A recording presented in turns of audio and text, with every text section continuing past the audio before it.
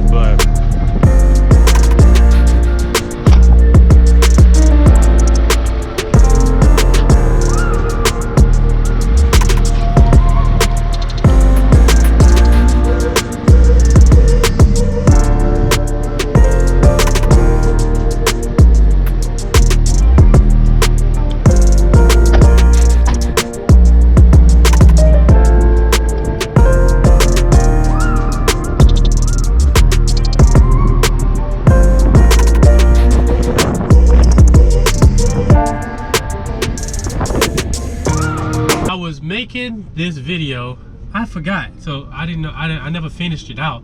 So now I'm gonna finish it out. So like I said in the beginning of the video, to me, there's at least 3 types of detailers. There's the detailer that, well, scratch that. At least 4 types of detailers. There's the guy doing it for YouTube. The guy who is basically, this guy is getting paid off of the views. So they're getting paid off of making videos or whatever of the detailing. So they're gonna make it as interesting as they can with using brushes and all in places that doesn't really need to be used and all that good stuff. They're gonna go out and pay. They're probably paying somebody to do like a full restoration on a car, like find a car that's nasty as hell and do, you know, redo everything, you know, clean it all up. They're probably paying to do that because they make their money off of the views. Because people like to watch them detail. Nothing wrong with that, but a lot of times what they're doing doesn't apply to the real detailing. So, and then the second one is your actual detailing, but doing it as a business. So basically, like, that's pretty much the boat that I'm in, is I do it as a business. So certain things won't work